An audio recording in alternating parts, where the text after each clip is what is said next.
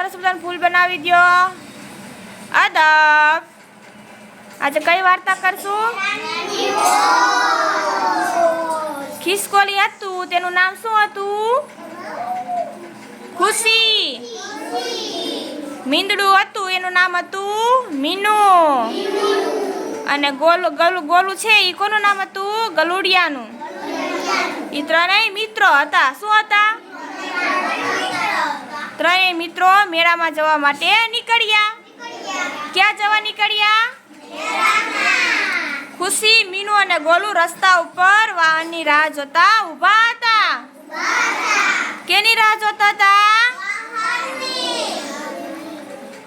ચાલો બધા ગાડીમાં બેસી જાઓ. હું તમને મેળામાં લઈ જાઉં. 4 રસ્તા ઉપર ટ્રાફિક સિગ્નલમાં લાલ લાઈટ થતા વિનુએ ગાડી ઊભી રાખી. 4 રસ્તા ઉપર શું હતું? સિગ્નલ.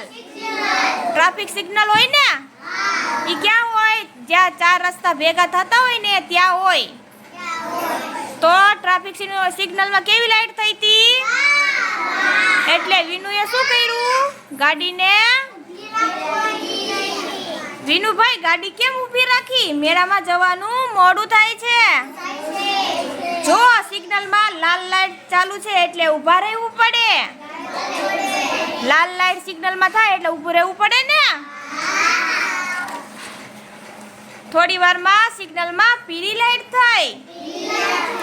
જો હવે પીળી લાઈટ થઈ ગઈ. ગાડી ચાલુ કરીએ. પીળી લાઈટ થાય એટલે શું કરવાનું હોય? સિગ્નલમાં લીલી લાઈટ થતા જુઓ લીલી લાઈટ થઈ એટલે આપણે જઈએ.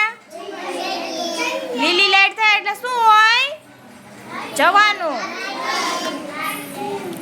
મેળાના સ્થળે પહોંચતા વિનુભાઈ મેળાની જગ્યા આવી ગઈ. ગાડી ઊભી રાખો.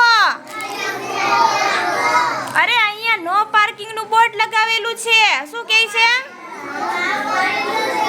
એટલે ગાડી અહીં ઊભી રખાય નહીં.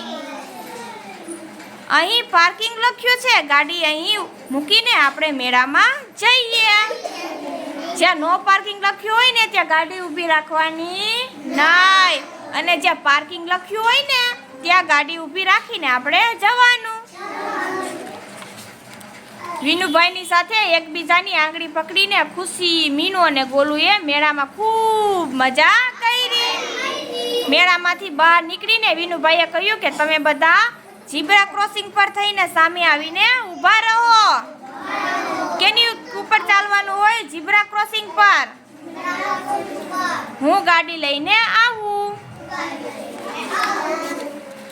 તેમને મેળામાં એવી મજા પડી કે રાત્રે સપનામાં ફરી મેળામાં પહોંચી ગયા. વાર્તા અહીંયા